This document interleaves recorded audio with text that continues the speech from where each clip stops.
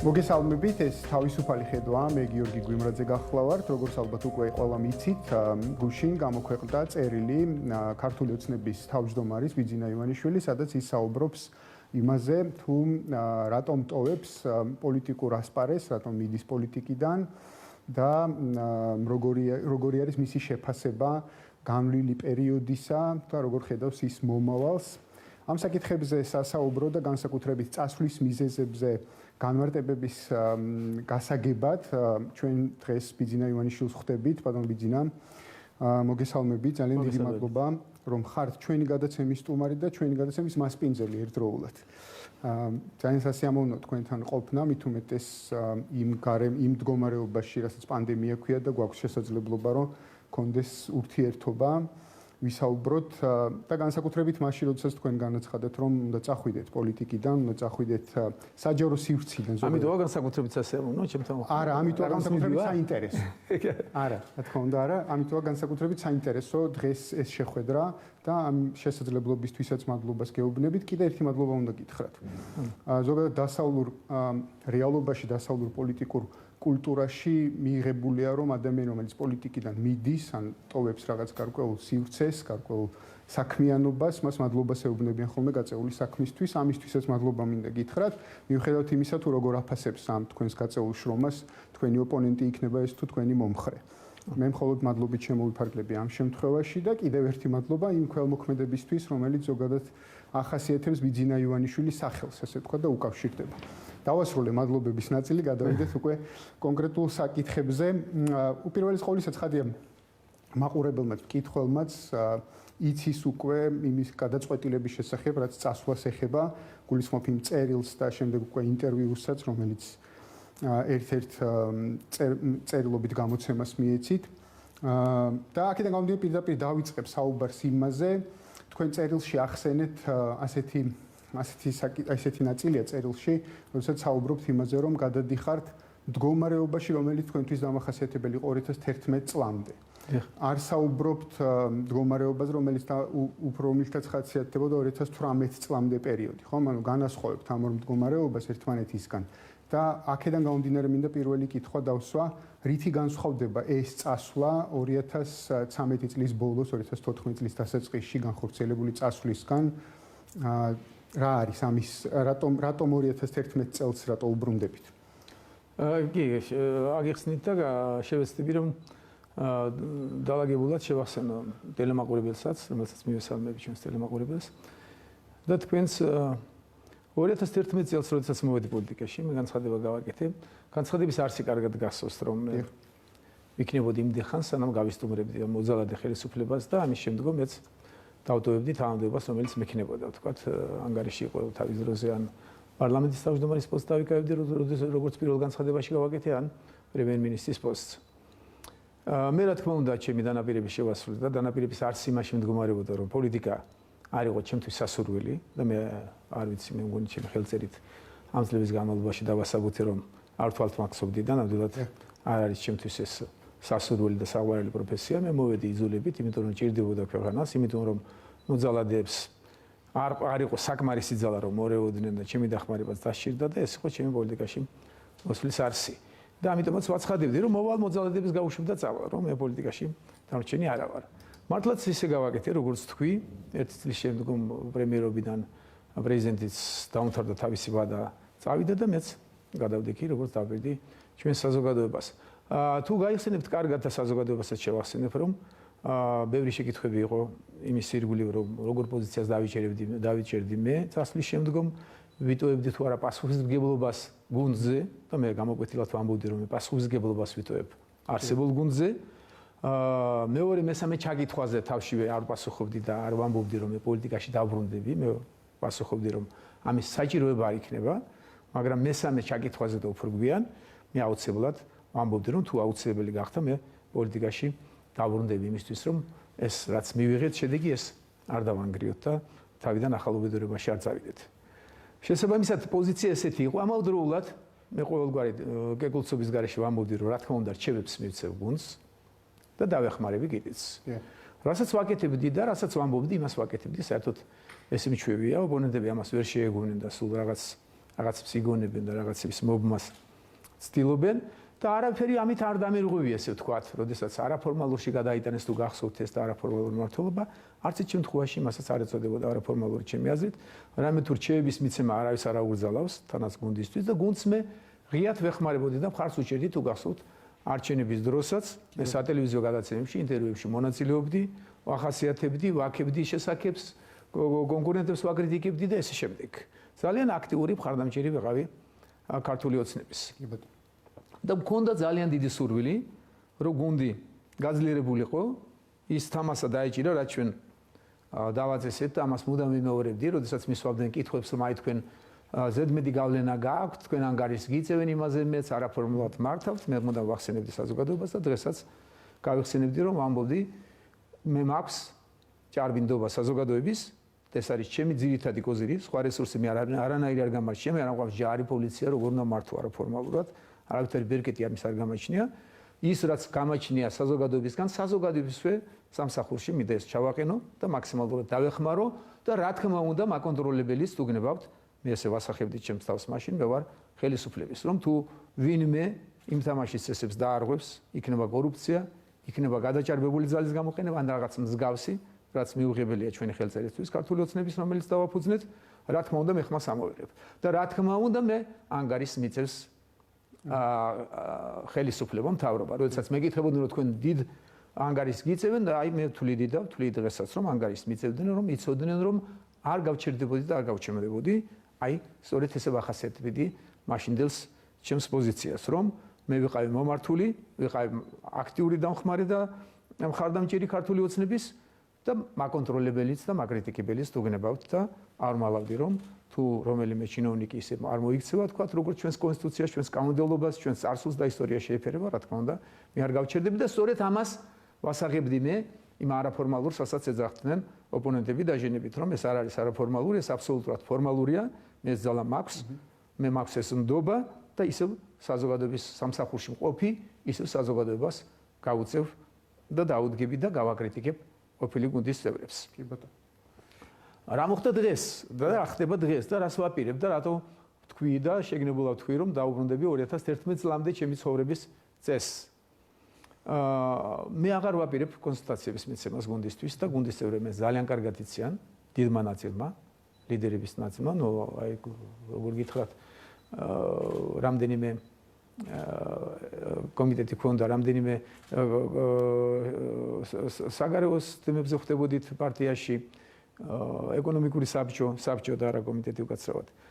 რამდენიმე საბჭო და საბჭოს წევრებთან თვეების განმავლობაში მე მქონდა საუბარი წასვლის შესახებ, რომ მე მივდიოდი მაქსიმალურად ვახსენებდი, რომ თუ რამე გინდათ ჩემგან აქვე შეგიძლიათ გადააზუსტოთ, რამე თუ მე სიტყვას არ დავარღვევ, მე საჯაროდ ვიტყვი, რომ ყველანაირი კონსულტაციები შეწყდება პოლიტიკურ თემაზე, ახლა პირადი ადამიანები ვართ, ვართ ესეთი კითხვების დაისვათ, პირადი დაბადების დღე შეიძლება მიულოცო რა რაღაც ძალიან კარგი ხალხი დავტოვე გუნდში, ძალიან საღვარელი და მეგობრები ჩემი, ახალგაზრდა მეგობრები, რომლებიც ძალიან მიყვარს და ძალიან პატივცემ, რა თქმა უნდა, ადამიანური ურთიერთობები შეიძლება იყოს ყოფით დონეზე და ცხოვრების დონეზე, მაგრამ არა პოლიტიკურ თემებზე.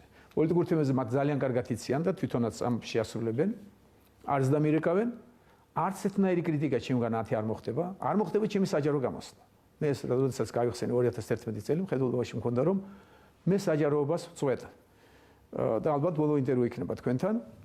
რამდენიმე უცხო მედიას აქვს სურვილი გუშინდელი განცხადების შემდგომ და შეიძლება ხვალზე ეს გავაკეთო და ამის შემდგომ მე უბრუნდები ჩემს ყოფით ცხოვრებას, რომელიც მე ძალიან მომწონდა და მომწონს დღესაც.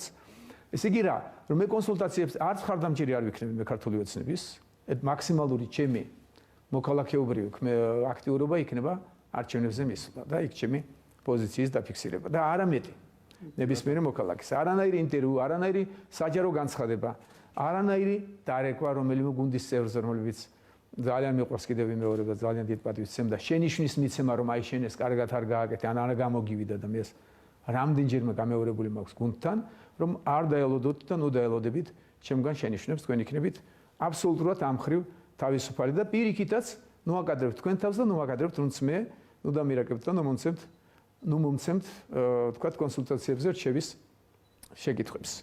აი ეს არის განსხვავება იმაში, რომ რა რაც იყო ადრე და რაც არის დღეს. ადრე რაც იყო და როგორც ვამბობდი და ისე ვაკეთებდი, დღესაც ვარწმუნებ საზოგადოებას, რომ როგორც ვამბობ, ესე შევასრულებ სწორედ. კი ბატონო, თქვენ ახსენეთ გუნდთან კონსულტაციები გარკვეული პერიოდის განმავლობაში წასვლასთან დაკავშირებით და როგორ იყო რეაქცია გუნდის მხრიდან? ანუ ხო არ არის მათი მხრიდან ეს მდგომარეობა, რომ ახლა მათთვის ყველაზე საჭირო იყავით და არ უნდა წასულიყავით?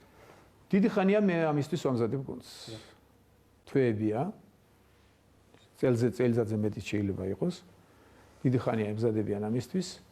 რა თქმა უნდა, გუნდში ძალიან მეგობრული ურთიერთობა მქონდა, ის რასაც ცდილობენ ოპონენტები, რომ თავისი ტიპის მმართველობა მემომახვირონ და დიქტატორს და რამის მსგავს ტერმინებს იყენებენ.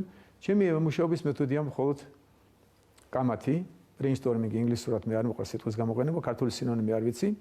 აი ზუსტად რომ ეს არის ჩემი საერთოდ ესე მომდგამდა ბიზნესიდან და ესეთი ვარ. ზოგადად რომ ძალიან მეყვარს კამათი, ძალიან მინდა რომ ყველანი, ვისაც შეუძლია მონაწილეობა მიიღოს პროცესში, როდესაც კრიტიკული სიტუაცია და რაღაც თემა გადასაწყვეტია, მხოლოდ ასეთი მეთოდებით სარგებლობდი და ცხოვრობდი მუდამ. და გუნდშიც რა თქმა უნდა, ესეთივე პოზიცია მქონდა და გუნდის წევრები ჩემთან გარიყო უფრო უმცროსი თქვა, შეიძლება ასაკით მიწევდნენ ანგარიშს, მაგრამ ნებისმიერ კამათში ემოციების გამოხატვის საშუალება თქვა. შეურაცხყოფას მე არასდროს არ ვაყენებ ოპონენტს. მე მგონი საჯარო სივრცეშიც ისე მივიდივარ, რომ არასდროს არ მიგადრებია ვინმესვე შეურაცხყოფა, თუმცა დამსახურებელი უამრავი მიიღე. და ესეც მომწონს, რომ თქვა ესე მოხერხდა და წავიდა მიუხედავად იმ ძიმე სიტუაციებისა, რომელიც ჩვენ შეგვიძლია გავიხსენოთ. შესაბამისად, გუნდი მზად იყო, რა თქმა უნდა, განიცდიან ნებისმიერი მეგობრის თქვა გუნდიდან გასვლა ყოველთვის იწვევს კითხვებს. მე ვფიქრობ, რომ აბსოლუტური მზაობა აქვს გუნდს, ძალიან კარგი გუნდია. მე ვფიქრობ, რომ რაც შესაძლებელი იყო ჩვენი რეალობიდან, კარგი ვარიანტია ძალიან დღევანდელი ქართული ოცნების სხვადასხვა შტოებში მონაწილე პარტიის წევრები და მე ვფიქრობ, რომ ძალიან მესვავ ვფიქრობ, რომ არც ერთ დემოკრატიული ქვეყნის, რომელიც ჩვენ ძალიან გვიყვარს და მოგწონს, ევროპულის ნებისმიერ ევროპულ ქვეყანას თუ რეალურად რეიტინგებში ისე ნახავთ საერთაშორისო შეფასებებში, მაგრამ მე ვფიქრობ, რომ იქაც კი არ არის თლათ ობიექტურად შეფასებული, არანაირ არც ერთი ქვეყნის თავრობას და ხელისუფლებას არ ჩამოვარდება დღევანდელი ქართული ოცნების გუნდი თავის ეფექტურობით და ნახეთ თქვენ რეიტინგები კიდევ იმეორებ კორუფცია იქნებეს თუ სხვა ძალიან ეფექტური გუნდი დარჩა, რომელმაც შეუძლია ღირსეულად გააგრძელოს ის რაც დაიწყეთ და ქვეყანა სწორი მიმართულებით განავითაროს. კი ბატონო. კიდევ ერთ კითხვას დავსვამ ამ საკითხთან დაკავშირებით. თქვენ თქვით ახსენეთ უკვე რომ არ გაუწევთ კონსულტაციებს, არ გექნებათ კომუნიკაცია და ასე შემდეგ. როგორ უნდა მოხერხდეს ეს ყველაფერი? როგორ შეიკავებს თავს ბატონი ბიძინა იმისგან, რომ რაღაცა მომენტში რომელიც შეიძლება ვერ მოხერხდება, ხო? მთლიანად საკუთარი თავის ამოღება იმ რეალობიდან, რომელშიც ცხოვრობთ, ხო? როგორ უნდა შეიკავოთ თავი იმისგან, რომ არ უთხრათ, რომ რაღაცას არაკეთებენ სწორად, ან პირიქით წაახალისოთ, ან რაღაც ასე შემდეგ. ანძაც არ ვიფიქრო კიდე რატო არ მოუბრუნდეთ, თქვა თუ რაღაც კრიზისია, რომელიც მოხდა და ეს კითხვაც დარჩება, რომ აი რაღაც მობრუნებაზე შეიძლება კიდე ვისაუბროთ, აი ამ შემთხვევაში კომუნიკაციას როგორ გაწყვეტ საერთოდ, როგორ იქნება ეს ყველაფერი? თქვენ თვითონაც როგორ შეძლებთ იმას, რომ არ გიბიძგოთ საკუთარმა თავმა, რომ ისევ მოგინდეთ უთხრათ ადამიანებს, რომ რაღაცას არაკეთებენ სწორად ან რაღაც ასე შემდეგ. კი ბატონო. ჯერ ზოგადად ადამიანს უნდა ახასიათებდეს ის, რომ ბოლო ჟაშმარიტება არ არის მისი აზრი და მე ესე გავიზარდე და ესე ცხოვრობ დღესაც, მიუხედავად იმისა, რომ საკმაოდ დიდი გამოცდილება მაქვს ცხოვრებისეული ჩემი ასაკიდან გამომდინარე და ჩემი მოღვაწეობიდან გამომდინარე სხვადასხვა სფეროში. ძალიან ხშირად თანაგუნდელები პაექრობაში უკეთესად გამოთქვავდნენ ვიდრე მე, ესე არ იყო რომ მე ვამბობდი და ისინი აკეთებდნენ. კიდევ გავიმეორებ. კი ბატონო. მუდამ ჩვენი თანამშრომლობა ესეთი იყო. აუცილებლად ყველას აზრს ვისმენდით და აუცილებლად ვახსენდით კონსენსუსს. კონსენსუსს ვახსენდით არა იმის საფუძველზე რომ მე უფროსი ვიყავი, თქვა, თუ გნებავთ ასაკით და მე მეკუთვნოდა ბოლო სიტყვა არა. ჭეშმარიტებას ვხედავდით, ვისი სახე აზრიც უკეთესი იყო, ის გამოითქმოდა. მიუხედავად იმისა, რომ მე საკმაოდ კიდევ გავიმეორებ, გამოცდილი და დიდი პრაქტიკა მქონდა და ძალიან ხშირად ჩემი აზრებიც ძვირფასი იყო და მისაღები, არ მაქვს ის პრეტენზია, რომ აუცილებლად ჩემია და ბოლო სიტყვა მე მეთქმის. ისიც მინახავს, ჩემიც გასულა დროის განმავლობაში ისიც დაგვინახავს, რომ ვიღაცის ნათქვამი, რომელიც ვერ მივიღეთ, უბრალოდ გამოდგა. ეს პრეტენზია არ მაქვს, რომ აუცილებლად მე დავინახე და ისე უნდა იყოს. გუნდში არის აღიაზრი. ერთადერთი რაც ვთხოვე მე გუნდს, რამდენიმე შეხვედრა მქონდა წასვლამდე, როდესაც უკვე გაცხადებული იყო და განცხადება უკვე წერდი. ესე ვთქვათ, რამდენიმე დღის განმავლობაში შეხვედრების დროს ერთადერთს ვთხოვდი მხოლოდ და ვთხოვ დღესაც. საჯაროდ ვგნებავთ, რომ არ დაანებონ თავი ამ მეთოდს, რაც მე ეს არ არის ჩემი მოგონილი, დავნერგიც არ მინდა სიტყვა ვიხმარო, ძალიან ბევრი ამაზე მორგებულია თვითონაც. უნდა გაფილტრონ ერთმანეთის აზრი. რამდენიმე ყველა კრიტიკულ სიტუაციაში უნდა ხდებოდეს მონაწილეების, ვისაც აზრის გამოთქმა შეუძლია, დასხდნენ, არ უნდა მოერიდონ ერთმანეთის ოპონირებას. ამას ვთხოვდი ყველაზე მეც, რასაც ვთხოვდი, არ მოერიდოთ. ის რომ იმან თქვა, აუცილებლად პირიქით კრიტიკულად შეხედე, რომ ფილტრი გააკეთოთ. აქედან შეცდომები იქნება ნაკლები, აქედან გამომდინარე. და მე ვფიქრობ, რომ გუნდი ამაზე მომართულია, ძალიან მეგობრულია, თუმცა იმისი ეჭვიც და თქვათ, შიშიც არსებობს, რომ ერთმანეთში არ დაიწყონ თქვათ, ურთიერთობის გარკვევა, რაც რთული იქნება გუნდისთვის, ეს ერთ-ერთი ხიფათია, რაც ახლავს გუნდს ლიდერის გარეშე, რომელიც მას დატოვა გუნდი. აი ამაზე გპასუხობთ, რომ იქ შეუძლიათ უჩემოთაც შვენივრად გამოიმუშავონ საღი აზრი. და მე ამას თვეების განმავლობაში, როდესაც ვამბობ, რომ ვაჩვევდი, მხოლოდ კრიტიკულ სიტუაციებში ვერთვოდი მე, შვენივრად მართავდა და მთავრობის მეთაური მთავრობას, შერჩეული მინისტრები, ზოგს უკვირს, რომ რატომ არ შეცვალეს მინისტრები და ესე შემდგომ, ესეც ძალიან კარგია, რომ უკვე მთელი გუნდი დარჩა მთავრობის არჩევნების შემდგომ და პრემიერმა არ ისურვა. ვიღაცებს ილუზიები აქვს, რომ ივანიშვილმა მოახვია თავს, მაგრამ არც უნდათ, ხო არ დავიფიცავ არა. სწორედ რომ პრემიერის პრეროგატივა იყო, ამდენჯერმე დაუსვი კითხვა გიორგის, ვის შეცვლას აპირებ, ქონდა რაღაც კითხვები, რაც საჯაროდ აღარ ითქმის, ქონდა რაღაც გეგმები სხვა, რაზეც მას ქონდა აბსოლუტური თავისუფლება, ბოლოს მახსოვს ხელს როცა ვაწერდი მის წარდგენაზე, მითხრა რომ ბატონო ბიძინა ძალიან კარგი იქნება, არავის არ შეუცვლია მე მომწონს ეს გუნდი და ესე დავრჩები. ეს დამოკიდებულება იყო, გუნდი მომართულია, გამოცდილია საკმაოდ, არ საჭიროებენ, ეხლა როდესაც კაც პრეტენზია გაქვს, რომ დაურეკო და გაუსწორო, მაშინ პრეტენზია უნდა გქონდეს, რომ შენ ხარ ბოლო ჭეშმარიტება და შენ ხედავ ყველაზე კარგად. უკვე გამოცდილი გუნდია. ესენი არ საჭიროებენ და მე ჩემს თავს ამის უფლებას არ მივცევ. მე ვფიქრობ, რომ თვითონაც დაიცავენ ამ თამაშის ეს, რაზეც ჩვენ შევთანხმდით, რომ არც თვითონ მაკადრებენ და აკადრებენ საკუთარ თავს და არც მე და თუ ესეთი მოხდება, მე აუცილებლად თუ არის თუ პასუხებ და ვეტყვი, რომ თუ პირადული რამე გაქვს, კი ბატონო, სიამოვნებით დიდ პატივს, მაგრამ პოლიტიკური თემები ჯობს გადაწყვიტოთ ერთად გუნდთან, ამავდროულად ჩვენ ხართ სტრატეგიული პარტნიორი, ჩვენ მეგობრობთ ევროკავშირთან, ნახეთ როგორ კარგი ურთიერთობები დამყარდა, მათ შეუძლიათ დამატებითი რჩევები მიიღონ პარტნიორებიდან და არა ჩემგან. კი ბატონო. წეგან ესე გაკვრით ახსენეთ და მოდი დაბრუნების საკითხიც ამოვწუროთ, იმიტომ რომ რა თქმა უნდა ისევ რჩება ეს კითხვა, განცდა იმისა, რომ ერთხელ მოხდა ეს წასვლა, ასე ვთქვათ, მე ეს არის კაცი სიტყვა არ უნდა გატეხო, ერთი რო იტყო და შეასრულო, თუმცა იქონდა მაშინ განსხვავებული იყო საშუალება რჩება, რა თქმა უნდა რჩება. განსხვავებული ის რეალობა იყო, მაშინ უფრო აქტიურად წახვედით, ასე ვთქვათ, ხო, მაშინ ორგანიზაციებს კი, დავასაბუთე, მაგრამ კითხვა მაინც რჩება. ხო, მოდი ვთქვათ, რა არის შემთხვევა და თუ არსებობს ასეთი შემთხვევა, როდესაც შეიძლება ბიძინა ივანიშვილი უკან დაბრუნდეს? ხო, არა, ჩემი აზრით და რატომ მაგასაც დაგისაბუთებთ, რატომ არ შეიძლება. ის როდესაც მე პირველი წასვლის შემდგომ სამწუხაროდ აუცილებელი გახდა და მე დავბრუნდი და ეს კითხვებს ტოებს, გასაგებია, თუმცა ამ კითხვებზე მე პასუხი გამაჩნია. რომ გუნდი იყო გამოცდილი, იყო ეკლექტური, ის არ იყო ერთი პარტიის გუნდი, როდესაც მე წავედი პარტიიდან, თქვენ გახსოვთ, რომ ეს რეალურად კოალიციური პარლამენტი შეიძლება ეთქვას. იყო, იმიტომ რამდენიმე პარტიისგან შედგებოდა. იმის შემდგომაც, როდესაც 2016 წელს მე ვაქტიურობდი ძალიან, ვეხმარებოდი და პროცესშიც ვეხმარებოდი გუნდს, რომ გუნდი მყარად ჩამოყალიბებულიყო, თავის იდეოლოგიაზე დაფუძნებული და პარტია შემდგარიყო, სამწუხაროდ მე ამასაც ვხედავდი და სხვაებიც ამჩნევდნენ ალბათ, რომ ვერ ხერხდებოდა ბევრი მიზეზების გამო. ნახეთ, რომ ამ რამდენიმე თვის წინათაც დარჩენილი პარტიებიც, მაგრამ პარტიები იყვნენ გინდა წვანეთა პარტია, გინდა სოციალ-დემოკრატები, რომლებმაც უფრო დიდხანს შეინარჩუნეს სახე ქართული ოცნების და მე მადლიერების მეტი არაფერი არ მეთქვის მათ დამი, თუმცა ეს არ იყო ხელოვნური დაშორება, მათ ბუნებრივად თვითონ ჰქონდათ სურვილი, თავისუფალი სურვის და არავის ხელი არ შეუშლია და არც იმას დაგიმალავთ, რომ ქართულ ოცნებასაც ჰქონდა სურვილი იმის, რომ ერთპარტიული და ერთი შემადგენლობით წარმდგარი იყო ეს, როდესაც მე უკვე შემოუბრუნდი მეორედ პოლიტიკაში. გასაგები იყო რომ მე არც დრო მქონდა ამის. არც საშუალება რომ იმ ერთ წლის განმავლობაში მეზრონა, თქვათ, გუნდის გასვლა და არც შესაძლებლობა იყო, როგორც მოვედით ჩვენ მოუკრიბეთ ყველა სახი ძალა 2011 წელს თუ გაიხსენებთ.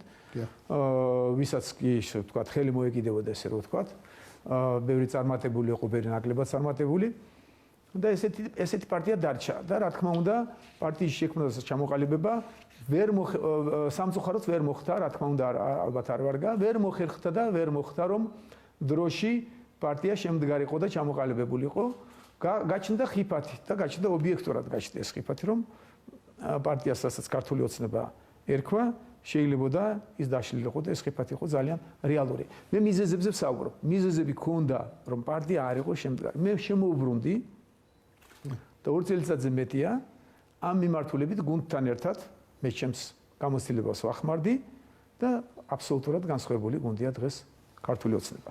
მე რაც შემეძლო, ჩემი ჩვევები, ჩემი გამოცდილება თქვა და გუნდთან ერთად რა თქმა უნდა და არა მარტო, რაც შემეძლო, მე უკვე გავაკეთე. თქვა და აი ტოვებ შემდგარ სოლიდურ გუნდს, ერთფეროვანს და ერთგვაროვანს, რომელსაც ქართული ოცნება ქვია, გამოცდილს უკვე და არა ერთი წლის შემდგომ რომელიც მე დავტოვე და რაც კი ჩემგან შეიძლება და მიიღო გუნდს, მიიღო. ეხლა როდესაც გუნდს გაუჭირდეს თქვა და რაღაც მოხდა და მე შემოუბრუნდე, გავგებარია. რაც შემეძლო გავაკეთე და ეხლა რაღაცზე მოვდივარ უკვე. ესე იგი თუ ისე უკან მოსვლა მიწევს, რაღაც სწორედ ვერ გავაკეთე. თუ სწორედ ვერ გავაკეთე, უკან რაღაც უნდა გავიქაჩო, ხო? მაგრამ მარტივი თემა, რაღაც ესე იგი ვერ გავაკეთე, კარგად. ვამბობ რომ რაც შემეძლო ყველაფერი მე ჩავდე და ფიქრობ რომ ძალიან კარგი გუნდია, მარტო მე არა, მთელმა გუნდმა იმუშავა, მე გუნდთან ერთად ვიმუშავე და რამე თუ ჩემს პიროვნებაზეა საუბარი ამ შემთხვევაში, ამიტომ ამდენ მესებ საუბრობ. მე რაც შემეძლო ჩავდე და გავაკეთე. თუ ამან არ იმუშავა, მაშინ რა პრეტენზია უნდა მქონდეს? მე რო უკან შემოუბრუნდე, თუ ერთჯერ ვერ გავაკეთე, მეორედ რატო გავაკეთებ? და ასევე მინდა მეორე ნაწილიც გაჩვენოთ. საზოგადოების დამოკიდებულება. საზოგადოებაც ისევე როგორც ქართული ოცნების გუნდი იყო გამოუცდელი და პოლიტიკაში მოსვლისთანავე მე ამას აღნიშნავდი, რომ მიუხედავად იმისა, რომ ჩვენ გვაქვს ძალიან დიდი ისტორიული კულტურა, ჩვენი სახელმწიფო არ გვიმართავს არათუ აცლეულებიც კი, ამის გამოცდილება არ აქვს, მით უმეტეს არ აქვს გამოცდილება დემოკრატიული მართლობის და ხიფათი ძალიან დიდია და ჩვენ ნახეთ რამდენი უბედურება გადავიტანეთ და დავაციეთ საკუთარ თავს. თუ კი რამე შეიძლება სამოქალაქო ომის ჩათვლით, ყველაზე დიდი საზღვრება რაც შეიძლება მოხდეს, ჩვენ ყველაფერი საკუთარ თავს მოვახვიეთ. ესეთი ნათქვამია თუ გაგიგიათ, ბრძენი სხვის შეცდომებზე სწავლობს, ჭკვიანი საკუთარზე და სულელი ვერაზეც ვერ სწავლობს. მე მგონი რომ საკუთარ შეცდომებზე ჩვენმა საზოგადოებამ სიბრძნე შეიძლება არ გვეყო ბევრი მიზეზი, თუმცა მე სიბრძნეს არ ვაკლებ ჩვენ საზოგადოებას, იმიტომ რომ თქვათ ახლო გარემოში არ მომხდარა რაღაც რაზეც უნდა გვესწავლა, თქვათ არც იმდენი იყო მაგალითები ამის მსგავსი, საიდანაც უნდა აგვეღო ეს ჩვევები, რომ შეცდომები აღარ დაგვეშვა, მაგრამ საკუთარზე ნამდვილად ქონდა საფუძველი რომ გვესწავლა.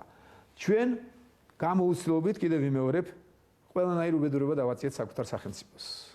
მოუგალეთ პირველი პრეზიდენტი, მოახდინეთ საბოლოოდ სამოქალაქო გმართავდა ყაჩაღები უკაცრავად და გაუგებარი ხალხის მართვა თუ გახსოვთ? კი ბატონო.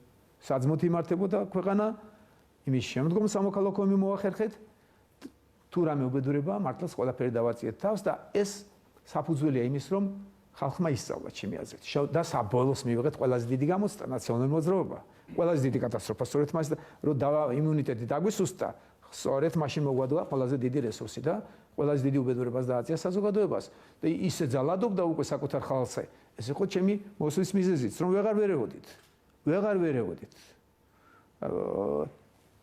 აქედან გამომდინარე, როდესაც ეს ყველაფერი გავიარეთ, გამოუცდელობის გამო მე მოვედი პოლიტიკაში. საზოგადოებას ვახსენებ.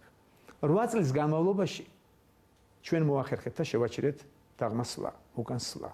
ზოგიერთი პოლიტიკოსები ტრაბახობენ, რომ აი პირველი დღიდან რაც საქართველოში დამოუკიდება, საქართველოში პოლიტიკა დაიწყო, აგვდგევარო და ვახსენებ, რომ იდგნენ, მაგრამ 20 წლის განმავლობაში უარისტდებოდა მდგომარეობა. ქართულმა ოცნებამ მოახერხა და შეაჩერა ეს დაღმასვლა. და ჩვენ სტაბილურად 8 წლის განმავლობაში ყველა მიმართულებით, ხას უსვავ, ყველა მიმართულებით გვაქვს პრინციპულად უკეთესი მდგომარეობა. ისე არა, ეხლა იტყვენ, აბა ნახეთ, რამდენი გაჭირებული ერთადერთს ამბობენ. გასაგებია, რომ ამ გაჭირებას ესე 5 წუთში ვერ დაძლევ და ამას დრო ჭირდება. ჩვენ ვაჩვენეთ საზოგადოებას ქართულმა ოცნებამ როგორი შეიძლება იყოს ხელისუფლება. ჯანმრთელი, ჯანსაღი ხელისუფლება, ევროპული ტიპის ხელისუფლება. ის რაც უნდა იყოს რეალურად. რეალური ხელისუფლება უნდა მოვიდეს და ხალხის სამსახურში ჩადგეს და არა პირიქით. პირიქითი უბედურებები ჩვენ განვიცადეთ 20 წლის განმავლობაში, 8 წლის განმავლობაში საზოგადოებამ ნახა საპირისპირო. აი, ქართული ოცნების სახით. ძალიან ნიჭიერი ხალხით შემდგარი გუნდი პირდაპირ მნიშვნელობით გულწრფელად სიყვარულით ემსახურება საკუთარ ხალხს და საზოგადოებას. აქაც თემა დახურულია. გამოცდილებაც მივიღეთ. ეხლა თუ ამის შემდგომ თეორიულად დავუშვებთ. თუმცა მე არ მეჯერება რომ საზოგადოება მაინც აგერ აქვს ყველანაირი მაგალითი. არჩია მოძალადე და უნდა რომ ბატონი ყავდეს. მე რაღა შუაში ვარ პრინციპში. ხო, ან რატომ უნდა კონდეს, ან საზოგადოებას რატომ უნდა კონდეს ჩემზე მოთხოვნილება, რატო არ ბრუნდება? ჩემი ნაწილი მე ვთქვი თავში. მე რატო არ უნდა დავბრუნდე? თუ ვერ გავაკეთე კარგად, აღარც მომესულება სხვამ უნდა გააკეთოს და გაასწოროს. თუ ეს კიდევ ატრიალდა სიტუაცია ჩემი ნაწილიდან. საზოგადოებას თუ ექნება პრეტენზია, აქაც ბოდიში მომიხდია. ყველაფერი ნახეთ. ჩემი წასვლით საზოგადოება ჩემი აზრით, ვისაც ცოტა ჭარბი გადაჭარბებული ნდობა კიდევ შეერჩა ჩემდანი. თუმცა გუნდი უკვე კარგია და ეს უნდა გადანაწილებულიყო გუნდის წევრებზე, უამრავი კარგი ლიდერია გამოკვეთილი. ისინი უფრო ფხიზლად დადგებიან. ახლა უფრო კარგად უყურონ სიტუაციას, უფრო აქტიურები იყვნენ არჩევნებში, გონებით და არა ემოციებით. სწორედ შეარჩიონ, მივიდნენ არჩევნებზე და ხმამისცენ მას, ვინც მოსწონთ. თუ მოსწონთ ზალადობა და ბატონი უნდათ. სამწუხაროდ, მე მგონი რომ ჩვენი საზოგადოება ბრძენთან უფრო ახლოსაა. ვიდრე რაც მე ვთქვი, თქვათ ის გრადაცია სიტყვა გამოვიყენე საფეხურებ რაც მე ჩამოვთვალე რომ ბრძენი ეს ესწავლოს. სიბრძნით ვერ ვისწავლეთ ვამბობ, მაგრამ მაგალითები შეიძლება ბევრი არ ქონდა და ეს იყო გასამართლებელი ჩვენი რომ ყველა უბედურება დავატრიალეთ საკუთარ თავს, მაგრამ 30 წლის განმავლობაში ყველაფერი ნახა ჩვენმა საზოგადოებამ და მას აქვს არჩევის საშუალება და მან ისწავლა არჩევა. ისწავლა არჩევა, მე მგონი და ისწავლა კონტროლიც. ამ ფორმით მე ვფიქრობ რომ არანაირი კითხვა აღარ რჩება. არანაირი თეორია არ საზოგადოებას აღარ უნდა ქონდეს მოთხოვნა ჩემზე, მათ აღარა თუ ჩემნაირი უნდათ აგერტებ თელგუნს ჩემნაირებს. არც მე არ უნდა ქონდეს პრეტენზია უკან შემოbrunდების. თუ რამე შემეძლო მე გავაკეთეთ. ესე იგი თუ არ გავაკეთე სწორედ, კარგად ეხლა მით უმეტეს არ უნდა შემოbrunდე უკან. კი ბატონო. თქვენ 2018 წელს დაბრუნების ამ წერილშიც თუ ინტერვიუში ახსენეთ რომ მიზეზი იყო რომ გუნდში იყო რაღაცა პრობლემა ერთიანობის და ასე შემდეგ, ხო? ახლა ეს პრობლემა აღარ არის, ახლა გუნდი ერთიანია. ობიექტური პრობლემა იყო, ესე ვთქვა. ვერ შედგებოდა გუნდი ასე მოკლე დროში. კი ბატონო. და მოდით ასე გავაკეთოთ. გასაგებია რომ აღარ დაბრუნდებით, კონსულტაციებს არ გავუწევთ, ბოლო საჯარო კონსულტაცია გუნდისთვის. რა სჭირდება პარტიას? რა უნდა გააკეთონ, რა უნდა გაითვალისწინონ? პარტიამ იცის ყველაფერი, ჩემი გუნდის წევრებმა იციან, იმდენივე და ზოგიერთმა ჩემზე მეტი იციან ამ მიმართულებით პოლიტიკურ მოღვაწეობას, რასაც ქვია და ქვეყნის განვითარებას. სხვადასხვა მიმართულებით ხავს ძალიან ნიჭიერი ახალგაზრდა ლიდერები. ჩემი თხოვნა ისევ შევახსენებდი ერთადერთს. თუ ისინი მოახერხებენ რომ ერთმანეთში არ დაიწყონ საქმის გარკვევა, თუ ისინი მოახერხებენ რომ კრიტიკულ სიტუაციაში შეიკრიბონ და კამათში საღი აზრი ჩამოაყალიბონ, გარწმუნებთ რომ არანაირი პრობლემა ქართულოსნებას არანაირი ერთადერთი ეჭვი ესა მაქვს. თუ ესე ვერ მოახერხეს და თუ ერთმანეთში ურთიერთობის გარკვევა დაიწყეს, მაშინ შეიძლება შედეგი გაუარესდეს. თუმცა თუ მაინც გაინტერესებთ ჩემი შეფასება, უახლოეს 4-5 წელიწადში ქართულოსნებას არაფერი არ მოუვა. აბსოლუტურად კი ბატონო, ჯანსაღად გააგრძელებს თავის ურთიერთობას. ბატონო ბიძინა, მეორე ნაწილზე მინდა კითხოთ ბიძინა ივანიშვილის მეორე იპოსტასზე, ქველმოქმედი ბიძინა ივანიშვილის ნაწილზე, ამ შემთხვევაში ვიდრე გავაგრძელებდეთ პოლიტიკურ თემებზე საუბარს. ასე ვთქვათ, ბოლო აქტი, რაც ჩვენთვის ცნობილია ყოველ შემთხვევაში ქველმოქმედების, ეს იყო დეკემბრის ბოლოს, როდესაც თქვენი ქონები საკმაოდ დიდი ნაწილი გადაეცა ქართულ ფონდს, ხო? ჩვენ შეგვიძლია ვთქვათ, რომ ბიძინა ივანიშვილი ქველმოქმედიც აღარ იქნება, ვეღარ უნახავთ მას როგორც ქველმოქმედს. ქველმოქმედს ვერ ხედავდით, როცა ქველმოქმედი იყო, მხოლოდ ეს სახე მქონდა, ალბათ იგივე ამბლუაში დავბრუნდები. თუმცა გულისხმობ იმას, რომ თქვენ ქველმოქმედის უფრო დიდი სტაჟი გაქვთ, ვიდრე პოლიტიკოსის ასე. კი ბატონო, და იმ ძველ სტაჟს დავბრუნდები ალბათ.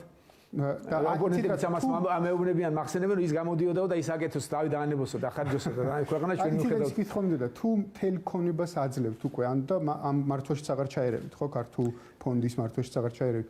როგორ რა იქნება, რა მდგომარეობა იქნება, ასე მითხარით? მე თავისუფლებას მიცევდი უკაცრავად, რომ ფინანსურ თემებზე, რომელიც გარკვეულ ხელხულობას იწვევს, სატელევიზიო თარგმნის საუბრო, მე შეგნებულად უარი არ უთხარი.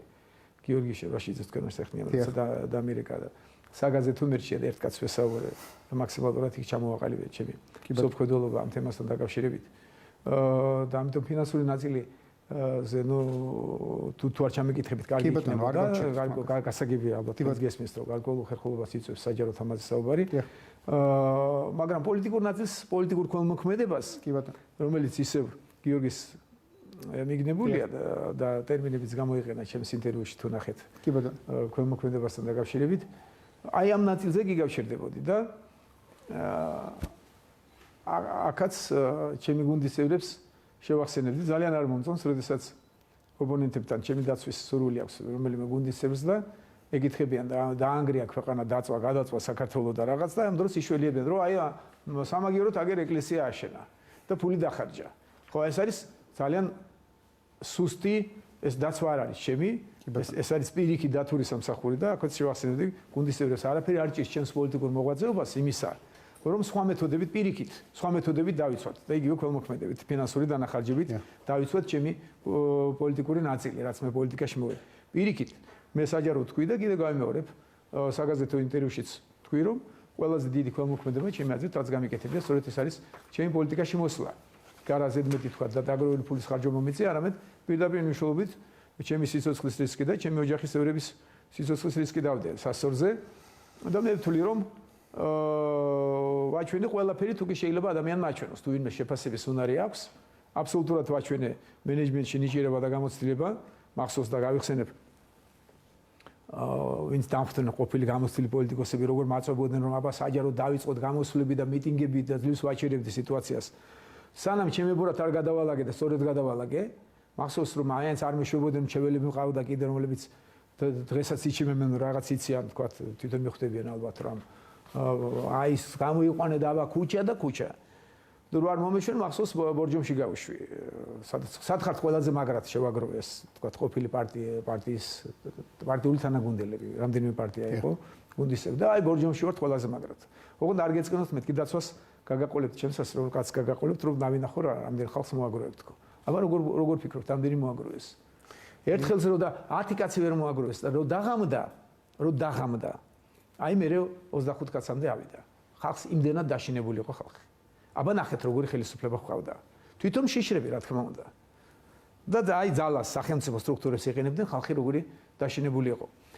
პროცესები მენეჯმენტი თუ ვინმეს ესმის და შეფასება შეუძლია მე შემიძლია ვითარბახო იმ ერთი წლის განმავლობაში ვაჩვენე ყველა თვისება ძლიერი მენეჯერის და გავაკეთე და მობილიზება ხალხის ძალასაც შეიძლება და ყოფილიყო კვების როლაში არა როგორც მოვიდნენ ნაციონალურ მოძრაობა და დღესაც ძალით რო ცდილობდა და არა დომინირებაში ძალა ხელისუფლების წყარო ხალხია როგორი მობილიზება მოხდა ხალხისაბა თუ ნახეთ ეს არ მოხდა რა თავისით ხალხს განწყობა ჰქონდა რა თქმა უნდა ჩემი წვლილი ნახევარი შეიძლება იყოს ჩვენი გუნდის მეორე ნახევარი და უფრო მეტი წვლილი ამ მობილიზაციაში რა თქმა უნდა ხალხის საზოგადოებას ემხელა თამყრილობა არ ახსოვს ჩვენ საზოგადოებას ნახევარ მილიონს ვერავინ არ ჩამოცდება ქვეყნად 700.000-საც ამბობენ რომ არჩევნების წინ როდესაც ჩვენ თამყრილობა გავაკეთეთ და მე მახსოვს ტელევიზიებში როგორ დავდიოდი და ძალიან ხშირად როგორ ვეხვეწებოდი ხალხს რომ გამოდით აუცილებლად გამოდით ჩვენი ძალა ამაში ავარჯნებით გამოვიდა ხალხი იმდენად გამწარებულები იყო აი ეს არის ჩემი პოლიტიკური ქმედების ესე ვთქვათ მწვერვალი ამით წავიდნენ არა იმით რომ იბრალებს 7-ად წავედი საათ წავიდნენ ეხლა მე არ მინდა ნიუანსებში ჩავიდე მაგრამ რა თქმა უნდა ჩვენი სამეგობრო ძალიან აქტიური იყო ამერიკის შეერთებული შტატები და ბევრი პოლიტიკოსი ჩამოდიოდა წინა ეტაპზე ძალიან ბევრი მემარცხმუნებდა რომ როგორმე ოპოზიციას დავჯერებოდი ამ ეტაპზე და მე ყველაფერი კარგად იქნებოდა და ისიც მახსოვს არჩევნების დღეს როდესაც დათვლა შეაჩერეს თუ გახსოვთ ერთი პერიოდი და რა თქმა უნდა გარკვეული შეხვედრები ამ დროსაც გრძელდებოდა მე დაულაგე ჩვენს მეგობრებს ამერიკული სპუტნიკიდან არის გადაღებული და ვაჩვენე ხალხის მასა მე ამის გამჩერებელი არა ვარ მეთქი ეს ხალხი არ გაჩერდება და მე არც არ იფიქროთ თანაც შენეცა არა მე არ ვიცდები მეთქი ამის გაჩერებას იმიტომ არასორი იქნება ტრაბახობენ, შვიდობენ, ისი წამსვლელები იყვნენ, ის დაღურდნენ, რამდენიც გინდოდათ, რაც ხონდათ, მანამდე დაღურელი, მაგრამ გასასვლელი არ მიეცით. ისეთი მობილიზაცია მოხდა რეალური ძალის, არა ამ ხელოვნური და მოგონილი ძალის, რასაც დღესაც ცდილობენ გამოიყენონ. რეალური ძალის მაქსიმალური მობილიზაცია. აი ეს იყო მენეჯმენტის მატრიცი, ჩემი დამსახურება და რა თქმა უნდა, ჩემი თანაგუნდელების მე ერთი არ ვიყავი. რისკები იყო უდიდესი. დაცვის უფროსი, ჩემი მეუბნებოდი რომ შენ შეიძლება ჩახვიდე მანქანიდან მეთქი, გინდა ფეხით გადავალ მაგხიდზე, არ მეშინია მეთქი. ხედავდი რომ უყრიდნენ, ახლა ესენი გამოუცდელი ახალგაზრდები იყვნენ. ყველა დილით ახალ ინფორმაციას უყრიდნენ ბჭყალებში მეგობრები. რომ აი ახლა იმ ხიდს რო გადაივიდე, აი იქ აგაფეთქებენ. ხო და ეს მოვიდო და დილით გამოვალ, შევხედა, ხებ ჩამოყრილი არის. ნუ გეშინია, მე გადავალ პირველი მეთქი. დღეს თუმცა ყველა მახსენებს, რომ ეშინია პასუხისმგებლობის, იმიტომ მიდის, სადაც გაცლა საჭირო მე იქ ვეცლები, მაგრამ ის რაც მოხდა 2011-12 წლამდე ჩვენ გმირულად და რაც თავარია გონებით და არა ემოციებით ყველაფერი დავალაგეთ. სწორედ, თუმცა ხიფათი მაინც დიდი იყო, ხო?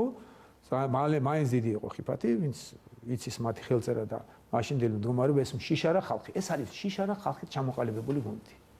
მათ ეშინიათ ხალხი და ამ შიშის ფონზე ნახეთ რა დღეს ჩავიდა საზოგადოება. უშიშარი კაცი ისე არ მოექცევა და არ დაჩაგრავს მავანს, არა თუ თანამოძმეს თავისას. შიშარა საშინელება.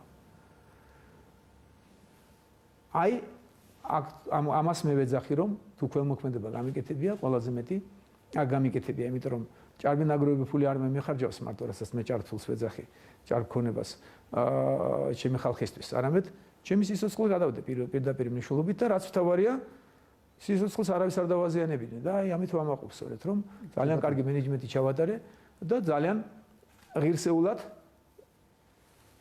ძლიეთ მოძალადეებს, რომლებიც დღესაც ახერხება და საცოდავ დღეში არიან დღეს უკვე, მაგრამ მაინც ვერ ჩერდებიან, მეტი არაფერი არ იციან.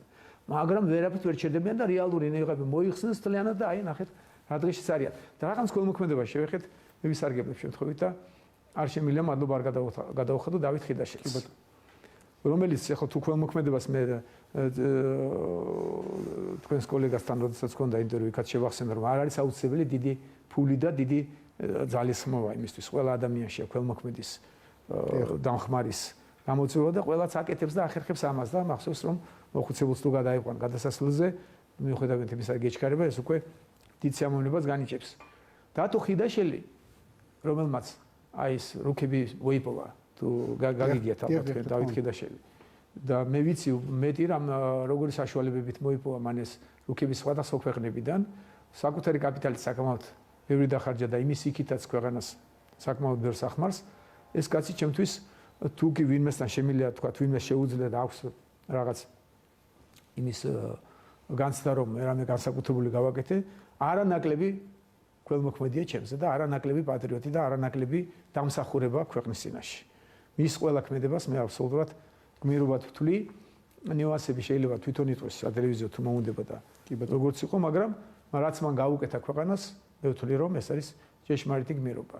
და ჩვენს მეზობელთან კამაცაც გადაგვარჩინა და სირცხვილსაც რომ ჩვენი კულტურის ძეგლი ამის შუაზე იჭრებოდა, ამასაც გადაგვარჩინა. ეს გააკეთა გულწრფელად, გააკეთა თავისი გონებით, თავისი შემართებით, თავისი რესურსებით, თავისი ფინანსებით და ჩემი აზრით ეს არის ჭეშმარიტი გმირი და ნამდვილი პატრიოტი და ძალიან საყვარელი ადამიანი.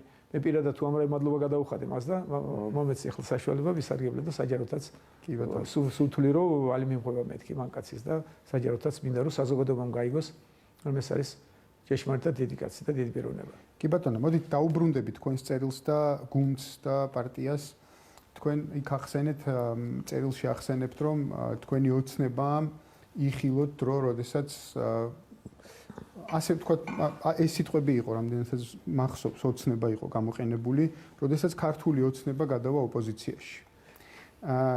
გუნდი რამდენად მზად არის ამისთვის და როგორ გესახებათ ეს პერსპექტივა გუნდისთვის? ან როდის თქვენ ზაღან ახსენეთ 4-5 წლის განმავლობაში არაფერი ემუქრებაო და რა პერსპექტივაში ხედავთ აი ამ თქვენი ოცნების ასრულებას?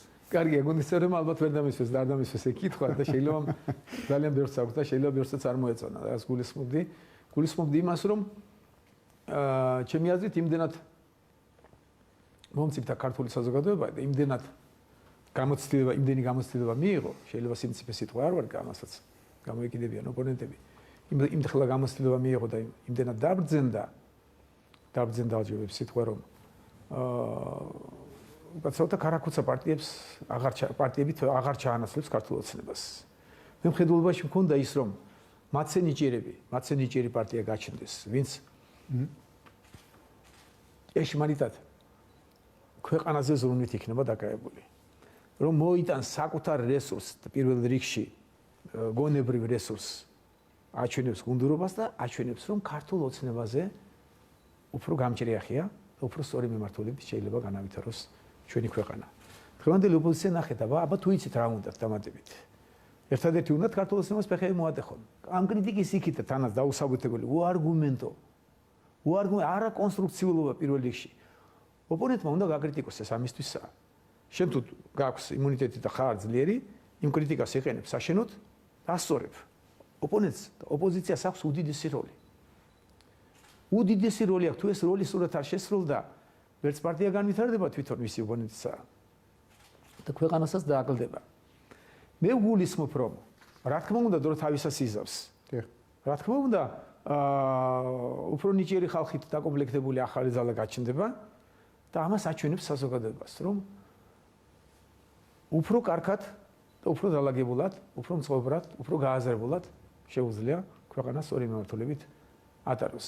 აი ამას რო ჩაენაცვლება, ქართული ოცნება ასეთი ოპოზიცია არის სანატრელი, როგორც ქართული ოცნება. ქართული ოცნება რომ ოპოზიციაში იქნება ასეთივე მეთოდოლოგიით, ასეთივე სოფხედელობით, ესეთივე განწყობით, როგორც დღეს აქვს, რომ მოემსახურონ საკუთარ ხალხს, ეს იქნება ყველაზე დიდი ბედნიერება და ღმერთმა მომასწროს, რომ და მოვესწრები რა თქმა უნდა ამას, რომ ჯანსაღი ძალით ჩანაცვლდეს ქართული ოცნება.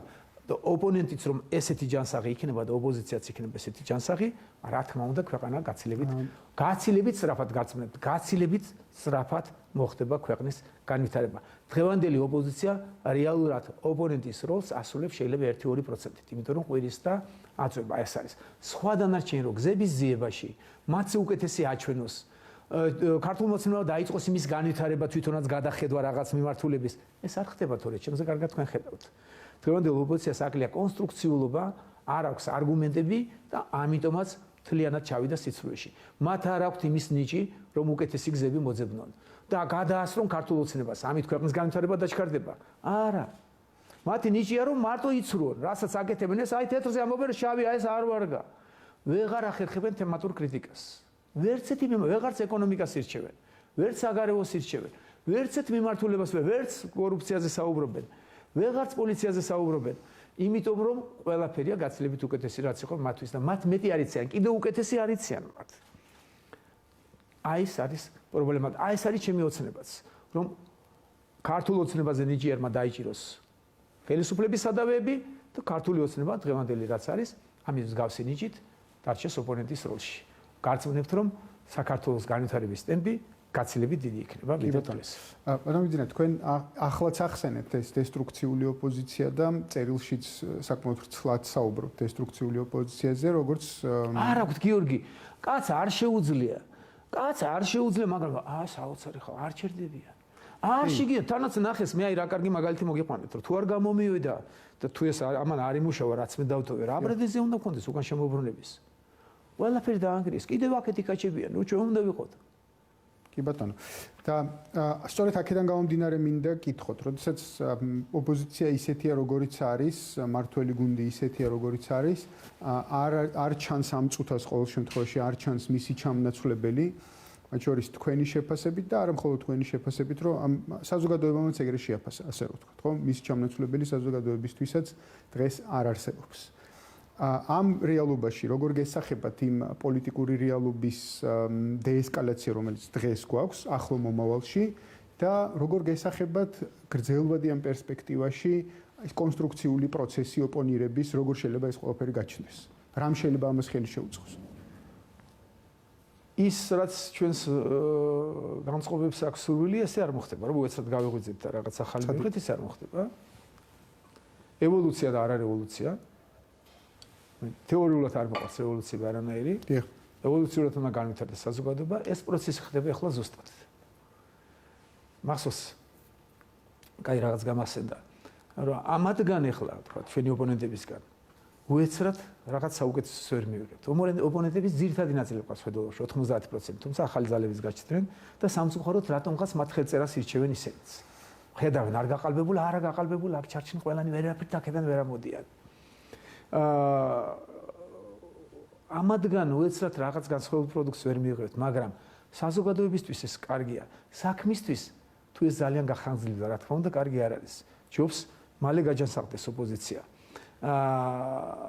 აი დღევანდელ სიტუაციას თუ შევხედავთ, აი გუშინ ბრიფინგი ჩაატარა მომავალმა პარტიის თავმჯდომარემ.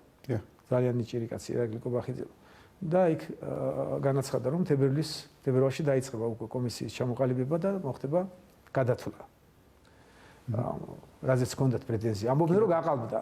არა, არ გადავთვლით, ისე გაყალბდა, ჩვენ რომ ამბობთ, გადათვლით არა, თუ შევამოწმეთ, ეგრე არ გვაწყობს. ეხლა ძალიან კრიზისულ სიტუაციაში არიან ჩემი აზრით კრიტიკულად. თუ ეყოფა ძალა იქ ჯანსაღ ნაწილს. კი ბატონო. და ამისიც თუნება გაჩნდა თითქოს. უარს იტყვიან ისე დიქტატორი ყავდათ და ახლა გინდა თუ არა მე მეძახიან დიქტატორს. არა და ყავდა და დღესაც არაფორმალურად იმართებიან დღესაც. ამ ტერმინებს გინდა თუ არა რა უბედურებას თვითონ ჭირდათ, გინდა თუ არა ჩვენ გვაწერენ ამას. და დაინახა ხალხმა რომ არ არის ეს კი ბატონო. იქნებ მოახერხონ ახლა გაჩნდა რომ ყველანაირი საფუძველი და საშუალება აქვს რომ სულ იქ 2-3 კაცია 3-4 შეიძლება ვინც რაღაც ძალადობს პირდაპირ და ამონათებს და მარჩინებს და რაღაც ჩნდება თითქოს რომ შეიძლება ეხლაც მოახერხონ ეხლა თუ არა კიდევ რაღაც დრო დაჭირდება ამას მაგრამ დრო დაჭირდება დროს საჭიროებს ეს სამწუხაროდ ახლის ჩანაცვლებაც ვერ მოხერხდა სწრაფად და არ ჩანს რომ უეცრად ახალი შეიქმნას და მესამე ძალა გაჩნდეს. რა უშლის ხელს ახლის გაჩენას თქვენ? ღარიბები ვართ. ეკონომიკაში კარგად გვესმის ჩვენი სიღარიბე. აქ გონია რომ დიდრები ვართ. ყველა ხელმოწარული პოლიტიკაში მოდის ძირითადად. სამწუხარო ყველაზე არ მაქვს. ძალიან ბევრი ხელმოწარული მოდის. არაფერი არ შეუქმნია, არაფერი არ გაუკეთებია. გონია ყველაზე იული პროფესია ესა მოდის და ყველს იწყებს და ეგრევე ცრუობს. სამწუხარო რეალობაა. ჩვენ არც ერთი მიმართულებით პროფესიონალები არ ყოფნის. ყველაზე დიდი ტრაგედია სწორედ ესაა ჩვენ და ის რომ განათლების რეფორმაზე ჩვენ მოახერხეთ ამ ხელანაბიჯი გადავდგით ეს გმირობის ტოლფასია რა თქმა უნდა ეს რომ გუნდმა შეძლო იმ წლების მერე რაც ხდებოდა და ჩვენ ამ ხელა რესურსი შეიძლება განათლებაზე მიმართოთ ეს შეიძლება იყოს ხსნა ჩვენი ისტორიული წარსულისთვის და გაგვიჩნდეს რეალური ძალიან წარმატებული მომავალი ღარიბები ვართ როგორც ეკონომიკაში ხო იოლი დასათვლელია რომ 10 ჯერ ჩამოვჩევით ევროპას 10 ჯერ უხეშად 5-10%-ს რო ზარდო ეკონომიკა, ამას აბა ნახეთ ამ ხოლმე დრო ჭირდება, ხო? კი ბატონო. ესებია პოლიტიკა. პოლიტიკოსი როგორც პროფესია, მე არ ვიცი ისწავლება ახლა სადმე. და პრაქტიკითაც ძალიან ცოტა. ძალიან ნიჭიერები ვართ ქართველები, მაგრამ პროფესიონალიზმი გვაკლია ბევრი მიმართულებით. ძალიან ბევრი ავანტიურისტი მოდის სამწუხაროდ, ძალიან ბევრი ავანტიურისტი ჩნდება. აი ავანტიურისტი მსგავსი რაც იყო ნაციონალურ მოძრაობის სახით აბა ნახეთ მე დამავიწყდა რაღაც სათქმელად რაც მქონდა და გამახსენდა აბა ნახეთ ლიდერი ნაციონალურ მოძრაობის ნახეთ როგორი შალიკოს ტყუპიძმა გახდა დღეს რასაც გინდა იმას ამბობს აი ეს კაცი მართავდა თქვენ ვერ წარმოვიდგენიათ საზოგადოებას ვერ წარმოუდგენია რამხელა ავტორიტეტი და როგორი წარმოდგენა ჰქონდათ ევროპაში და ამერიკაში როგორ ახერხებდნენ ისინი შავი თეთრად გაეყიდათ რა ფესვები ამოვზირკვეთ ჩვენ ყოველგვარი განაკაცრის გარეშე არათუ სისხლი დღეს არც ერთი თავმოყარი პოლიტიკოსი მას ხელს არ ჩამოართმევს აბა ნახეთ და გაიხსენეთ რომელ ქვეყანას გაიხსენებთ გას როდესაც პოლიტიკურ ქოლმოქმედების ნაწილზე მინდოდა საუბარი არ მინდა რომ გამომჩეს აბა გაიხსენეთ პრეზიდენტი რამდენიმე საქმეში მსჯავრდებული სამივე დონის სასამართლოთი მისჯილი დევნაშია თავარი პროკურორი, პრემიერ-მინისტრი, თავდაცვის მინისტრი, შინაგან საქმეთა მინისტრი. აბა დამისახელეთ ქვეყანა თუ მსგავსი ესეთი თანამდებობის პირები დაჟილან და ამ დროს დემოკრატიის მიმართულებით ევროპა დასუკრავს დღეს ქართულ ოცნებას. აი ეს არის მატრიცში ჩემი დამსახურება ქართულ ოცნებასთან ერთად. აი ეს არის ის რითაც შემიძლია თქვათ ტელევიზიაშიც ვიტრაბახოთ უგნებავთ. აი ეს მოვახერხეთ ჩვენ. და აბა ნახეთ ამ კაცის რეალური სახე დღეს. თუ არ გახდათ ყופიცალი შალიკოს, რომელიც არაფერს აღარ უდევს პასუხს, რასაც გინდა იმას იტყვის ეს კაცი. აი აბსოლუტურად თლიანად ნიღაბ მოხსნილი და რაც მთავარია არც ერთი პატიმოყვარე და თავმოყვარე. მაგრამ ნახეთ, ყველა წელიწადს ესე გაუგებრად იგაჯება რომ ჩამოვალ, გაცილებით ღირსეულად მოიქცა თუ გნებავთ მერაბიშვილი. მოიხადა ვალი და კაცია. გამოვიდა, მაგრამ ეს აი ამაზე უარის მთქმელები გაჩნდებიან ჩემი აზრით ოპოზიციაში და ნაწილ ჩვენ ახალს ახლა თვარიდან ვერავის ვერ მოვიყვანთ. უნდა შევეგუოთ იმას, რომ გაჯანსაღდეს ოპოზიცია და გაიგოს, რომ ეს ზალადობაზე, ან ზალადობაზე ვარ უნდა თქვას. ზალადობდნენ ხელისუფლებაში იყვნენ, ზალადობენ ეხლაც. სხვა რამე არის, აი კიდევ ერთი კარგი მაგალითი გამახსენდა, უნდა ვთქვა. მახსოვს პარლამენტში რო შევიდა ქართული ოცნება პირველად 2012 წელს. იქ სადღაც ავტომატებია წყლის. წყლის დასალევად ამოსვლა ეშინოდა ნაციონალურ მოძრაობის წევრებს. პირველი ერთი თვე წყლის დასალევად იმიტომ რომ თავისნაირად ეგონა თუ მოექცეოდით. მესამე-მეოთხე თვეს ჩვენებს აღარ უშვებდნენ უკვე წყლის დასალევად იქ. რო ნახეს ხელწერა, რო დაენახეს ხელწერა, რომ თურმე ჩვენ ეგრე არა. ესე არა ჩვენ კულტურულად, და აქ არიან დღესაც. იქედან ზალადობენ, გინდა თუ არა. გინდა თუ არა ესე უნდა იყოს, ჩვენი სიცრუე უნდა მიიღოთ, ჩვენ უნდა მოვიდეთ. მე რა რომ არგუმენტები არ აქვს, არა ჩვენ. ნახეს რომ არაფერი არ გამოდის. და მე ფიქრობ რომ მანდაც უნდა მოხდეს გადახალისება ბუნებრივად. ხელოვნურად ეგ არ შეიძლება რომ მოხდეს. ბუნებრივად. კი ბატონო. პანდემიის პირობებში ვცხოვრობთ და აუცილებლად ესეც მინდა კითხოთ, იმიტომ რომ თითქოს პირველი ეტაპი, როდესაც ჩვენ პანდემიასთან დავიწყეთ ურთიერთობა, ეგრეთ წოდებული პირველი ტალღა, საკმაოდ წარმატებით გავიარეთ. ქვეყანამ საკმაოდ წარმატებით გაიარა. მეორე ტალღასთან დაკავშირებით არის თითქოს გარკვეული წუხილები, რომ რაღაცა მომენტში გაგვექცა კონტროლი ინფექციის გავრცელებაზე. თქვენი შეფასებით როგორია ეს შეფასება, როგორ უყურებთ ამას ყველაფერს, რამდენად წარმატებით, რამდენად ეფექტურად ვახერხებთ პანდემიის მართვას? კი ბატონო. მე ვისარგებლებ შემთხვევით და ექიმებს საჯაროდ მადლობას გადავხდი, ვინც შემოგიერთდებით ამ პროცესში ამით დავიწყებ. განსაკუთრებით ტენგის ერთოძეს მინდა დიდი მადლობა გადავხო და ჩემს მეგობარს ძალიან დიდ პატივს ვცემ. გიერთდებით და საუკეთესო ექიმს რაც მე მინახავს, საუკეთესო ადამიანს. პანდემია რა თქმა უნდა თავისთავად გამოწვევა მთელი მსოფლიოსთვის. ქვეყანა კრიზისულ სიტუაციაშია, თქვენ ნახეთ ახალი ვალები ავიღეთ, ესე შემდგომ და სიტუაცია არ არის მარტივი. არ არის მარტივი სიტუაცია. და მე მაინც ამ კრიზისულ სიტუაციაში ალბათ აუცილებლად შესაძლებელია ისევ ქართული ოცნების გუნდი. კი ბატონო. გახსოვთ პირველი ეტაპი, როდესაც სახელმწიფო ბერკეტებით დაიწყო მომართვა და ბრძოლა ვირუსის წინააღმდეგ. რაღაც ლოკდაუნს ეძახიან, ინგლისურ ტერმინს ეყენებს ყველა, როდესაც ყველა სახელმწიფო ეს გამოიყენა და მათ ისე გამოიყენეთ ჩვენს. თუ გახსოვთ კარგად, ყველაზე წარმატებული ქვეყნების რიგში ვიყავით. თუ საუკეთესო არა ევროპაში, ერთ-ერთი საუკეთესო ვიყავით.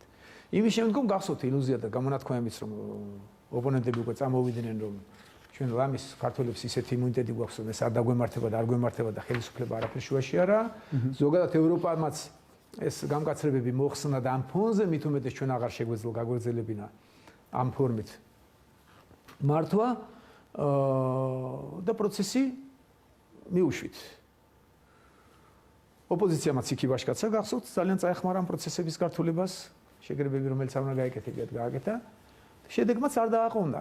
ჩვენი ახლა ქართველები ესეთი ვართ, როგორიც ვართ. მეც ამ ტიპიური ქართველი ვარ. პრინციპში დაუდევრები ვართ და ძალიან გვიანგებულობთ ინსტრუქციებს და ვღებულობთ. და როდესაც გავუშვით, ბუნებრივად მოიქეცით, ერთი პერიოდი ჩვენ ყველას გადავასარით 100,000 სულ მოსახლეზე დაავადების რაოდენობით ჩვენ გავედით პირველ ადგილზე. აქაც მინდა რომ პირველი ვარიანტი გაჩვენოთ, რომ როდესაც ხელისუფლებით იმართებოდა პროცესი ვიყავით საუკეთესოები და ეხლა ნახეთ, როდესაც 100,000-ზე დაავადებულების რაოდენობა ევროპაშიც პირველ ადგილზე გავედით და სოფლიოშიც რაღაც ეტაპზე. ყველაზე წარმატებული ევროპის ქვეყნები აიღეთ, რაც საჭიროებს ამ დროს პაციენტების მიხედვას და რეაგირებას სახელმწიფოს მხრიდან, ჯანდაცვის სამინისტრომ აქვს ხედულობაში, არც ერთ წარმატებულ სახელმწიფოზე ნაკლებად არ იმართებოდა პროცესები ყველაზე პიკურ ცუდ სიტუაციაში. აბა თუ კარგად გამიგეთ, პირველად პირდაპირ მნიშვნელობით მომართა ხელისუფლებამ და ლამის პირველები ვიყავით მეორედ, როდესაც აბსოლუტურად მიშვებული იყო და საზოგადოებაც ვაჩვენეთ ჩვენი დაუდევრობა უკაცრავად ვარ ყველასთან, ისევ პაციენტების რაოდენობით 100,000 მოსახლეზე პირველ ადგილზე არც ერთ ყველაზე განვითარებულ ქვეყანაზე ნაკლებად არ ყოფილა მენეჯმენტი და მიხედვა დაავადებულების საქართველოში. აი ეს არის თუ გნებავთ ისევ ჯანდაცვის სამინისტროს ნაწილია და მისი მინისტრის ნაწილია და პრემიერ-მინისტრის და მთელი მთავრობაც ამაში მონაწილეობდა, რა თქმა უნდა. და აი აქაც კარგად ჩანს ხელწერა ქართული ოცნების. და არა მარტო აქ. თქვენ არ ვიცი ხო რამდენად ევროპიდან ხმები ჩამოდიოდა, როგორ იყო მაღაზიები თქვა გარკვეულ პერიოდში. ისევ ქვეყნებს ვერ დავასახელებ, უხერხულია, ძალიან განვითარებული და წარმატებული ქვეყნებს შეგიძლიათ შეეხოთ, რომ რამდენიმე დღის განმავლობაში ელემენტარული პროდუქტის ყიდვა ჭირდებოდა მაღაზიაში. აბა ნახეთ, სოფლის მეურნეობის მინისტრი, მთელი ეკონომიკური ჯგუფი, რა თქმა უნდა ბიზნეს სამყაროსთან ერთად. როგორ კარგად მიდიოდა მენეჯმენტი. აბა ნახეთ კრედიტები, რომელიც სამწუხაროდ დაგჭირდა დამატებით კრედიტის მოზიდვა, პირველი იყო საქართველოს თუ დამიჯერებთ, ვინც საკრედიტო ნაწილი და ამაში ფინანსთა მინისტრის დიდი დამსახურება და ეკონომიკური ჯგუფის და მთავრობის მეთაურის. ლამის პირველებმა დავალაგეთ საკრედიტო პორტფელი. ის რაც საჭიროებდა და დახმარება რაც უნდა მიგვეყო. ყველაზე ადრე, ყველაზე ორგანიზებულად დაიწყეს და ნახეთ სოფლიო ბანკის შეფასება, საერთაშორისო სავალუტო ფონდის შეფასებები, წაიკითხეთ და ნახეთ. ეკონომიკურმა ჯგუფმა და მთელმა მთავრობამ, აქაც და მთელმა ხელისუფლებამ, აქაც გაჭირვების პროცესშიც ძალიან წარმატებით გაართვა თავი მენეჯმენტს. აბა გაიხსენეთ კრიზისული სიტუაცია, ჩვენი სამწუხარო და უბედური 2008 წლის ომი. აბა ნახეთ, როგორი მენეჯმენტი ჰქონდათ. ვინსად გარბოდა, ვინ რას აკეთებდა, აბა თუ გახსოვთ, როგორ მეატოვეს ცხედრები, სანამ პატრიარქი არ ჩავიდა. აი ეს იყო. ეს ასხვაობა, კრიზისი არის, ეს რა თქმა უნდა სამწუხარო მოვლენაა. კრიზისში უნდა აჩვენოს ხელისუფლებამ, რომ მას აქვს კრიზისული მენეჯმენტის გამოცდილება და საშუალება. მე ვფიქრობ, რომ როგორც არ უნდა გაანალიზო, უბედურება კია, მაგრამ უბედურებაში მაქსიმუმი გააკეთა და ძალიან გააზრებულად მოიქცა ჩვენი მთავრობა და ხელისუფლება. კი ბატონო, პანდემიასთან ერთად უამრავ საუბრობენ იმაზე, რომ სამყარო ისეთი ვეღარ იქნება, როგორიც იყო აქამდე. და ერთ-ერთი განსაკუთრებული ელემენტი, რომელიც ამ შემთხვევაში ჩვენ საუბარში მინდა რომ მოვიყვანო, იქიდან გამომდინარე თქვენ კრიზისის მართვა ახსენეთ, არის სახელმწიფოს როლის გადახედვა. ხელისუფლების და ზოგადად აი სახელმწიფოს როგორც კრიზისის მმართველის და თუნდაც კრიზისის შემდგომი პროცესების ასე ვთქვათ დამძლეველის ფუნქციის და როლის გადახედვაზე საუბრობენ უამრავს. და თავის მხრივ მე ამას დავამატებდი იმას, რომ კრიზისებს შორის პერიოდი არის ძალიან მნიშვნელოვანი იმისთვის, რომ კრიზისები ზოგადად სულ ხდება, თქვენ 2008 წელი ახსენეთ, 2008 წელს ჩვენთვის ხოლო ომის კრიზისი არ იყო, ეს იყო მსოფლიო ეკონომიკური კრიზისი იყო, ხო? რომელიც ჩვენ ნაკლებად შეგვეხო იმ ბევრი მიზეზის გამო, რომელიც არაფერი არ ქონდა დასაქცევი და ვერ დავიქეცეთ. კი ბატონო, თუნდაც მაგიტო და თან ამას დაემატა ომიდან გამოწვეული რაღაც ფინანსური ესე ვთქვათ შემოდინებები. ლარის კურსს გვაძახებენ სულ. ის რაც უნდა დევნილებს დახმარებოდათ, იმით ეჭირათ ხელოვნურად ლარის კურსი და მაგით რა ბახობენ ახლა დღეს, მეც სათქმელი არაფერი არ აქვს. დიახ, აქედან გამომდინარე კრიზისებს შორის ხელისუფლების როლი, ჩემი აზრით, ყოველ შემთხვევაში ძალიან მაღალია. თქვენ როგორ ხედავთ ამას ყველაფერს? ანუ ერთია რომ დღეს კრიზისს მართავს ხელისუფლება. მეორეა პოსტკრიზისული გეგმა და პოსტკრიზისული მოქმედებები ხელისუფლების და მესამე კრიზისებს შორის პერიოდი. თქვენი შეფასებით როგორი უნდა იყოს ხელისუფლება? ამ ხრივაც ქართული ხელისუფლება იმსახურებს მხოლოდ ქებას. თუ ნახავთ პოსტკრიზისულს და როგორ გადაანაწილა მოზიდული დამატებით ფინანსები საზოგადოებაზე და ბიზნესზე, აქაც მე ჩემს სიტყვებზე აღარ გავაგრძელებ, ნახეთ სოფლიო ბანკის სავალუტო ფონდის შექება ძალიან ოპტიმალურად და ძალიან წარმატებით გაართვეს თავი. ჩემი აზრით, ზოგადად სოფლიო რამდენად შეიძლება. მე ამაზე ბევრი პოლემიკა მქონია და ეხლა მე მგონი სატელევიზიოდ ეს არ გამოდგება. ჯერ კიდევ ვაცადოთ, ჯერ კიდევ არ არის ჩამოყალიბებული. სოფალ მაქნას მამბიროს მოვერიოთ ამ გაზაფხულზე და ეს გადავლახოთ და პოსტკრიზისულს ვნახოთ. რა თქმა უნდა არის კითხვები, რა თქმა უნდა მეც მაქვს ჩემი აზრი, როგორ შეიძლება განვითარდეს, მაგრამ არ ამგონია რომ ეს ახლა დღევანდელი ნიუანსებზე საუბარი დღეს ჩვენს ტელეინტერვიუში ვარგებდა. ზოგადად ძალიან დიდი გამოწვევა მიიღო თემას სოფლიომ და ზოგადად თუ ხედავთ ტემპები ამ ინტერნეტიზაციის პროცესში და გლობალიზაციის ძალიან გაიზარდა და ზოგადად გეოპოლიტიკაც შეიძლება სერიოზულ ცვლილებას დაექვემდებაროს, არაფერი არ გამოურიცხოთ. ამ ფონზე ქვეყანა უნდა იყოს მომართული, უნდა იყოს ჯანსაღი, უნდა იყოს ჯანსაღი ხედულობაში ვყავს რომ კარგი ხელისუფლება უნდა იყოს წარმოდგენილი, სტაბილური უნდა იყოს ქვეყანა, რომ მან გაუძლოს ახალ გამოწვევებს, რომელიც შეიძლება გაჩნდეს პანდემიის ფონზე. ამისთვის მზაობაა საჭირო. ისევე როგორც ვირუსისთვის ემზადებიან, რომ იმუნიტეტი უნდა ქონდეს, ესეთივე იმუნიტეტი უნდა ქონდეს საზოგადოებას და ქონდეს სახელმწიფოს. და თუ ეს მოდამ ქუჩა და გაყავდა თუ არ გაყავდა, ჩვენ უნდა გავაკეთოთ ეს ზალადობა მიდის და ზალობა მიდის, ეს არის ის, რომ იმუნიტეტს ზალას გართმევს, უამრავი ენერგია მიდის ამ გაურკვეველ ბრალდებებზე, ნაცვლად იმისა, რომ მათგან მოვისმინოთ ჭეშმარიტად უკეთესი, რაზეც სახელმწიფომ შეიძლება რეაქცია გააკეთოს და საზოგადოებამაც. აი ეს მქონდა მხედველობაში, რომ ქართული ოცნების გადასვლა ოპოზიციაში, რომ ჯანსაღი ოპოზიცია იყოს, ჯანმრთელი ოპოზიცია იყოს, რომელიც კონსტრუქციული არგუმენტებით საუბრობს, მან იცის რაზე მოვიდა პოლიტიკაში, მან იცის როგორ განავითაროს ქვეყანა, ის თავაზობს საზოგადოებას, რომ ესე კი არა, აი ესე უნდა გავაკეთოთ. ეს არ გვესმის სამწუხაროდ დღევანდელი ოპოზიციისგან. სტაბილური პოლიტიკური გუნდი ჭირდება, პოლიტიკურად სტაბილური სახელმწიფო და ეკონომიკურად სტაბილურობა სხვანაირად ვერ მიიღებს. ჭირდება იმას, რომ ახალ გამოწვევებს ქვეყანა გაუძლოს, რომელიც დიდი ალბათობით გველის, რაც თქვენ თქვით, თქვენს კითხვაში ეს იკვეთება.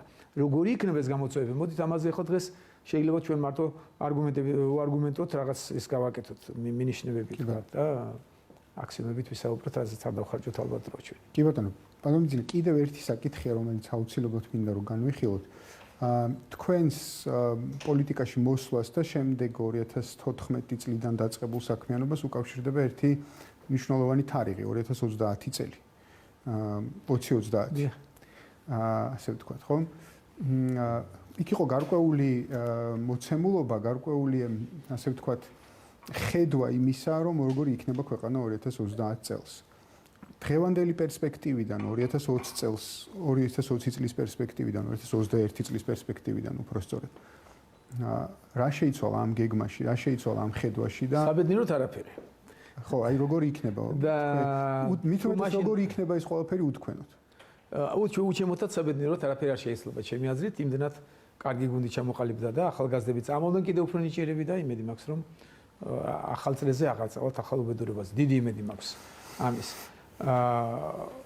20-30 მაგასოს როდესაც დავაფუძნე, მაშინ 30 ძალიან შორს იყო, შედარებით შორს იყო, ახლა იმის შემდგომ გავიდა 6 წელიწადი გავიდა, 6-7 წელიწადი გავიდა უკვე და ძალიან ვთქვათ უპერსპექტივოთ ესმოდათ ქართველები მე ტიპიური ვარ, არის ფიქრობ, ვინმე საწყენად არ ვიყოთ, ცოტა სულსწრაფები ვართ, ჩვენ სამხრეთელები ვართ, კიდევ ღვინის ქვეყანა ვართ, ეს ყველაფერი ჩვენ ხასიათს ერთად აყალიბებს და განსაკუთრებული ხასიათი გვაქვს.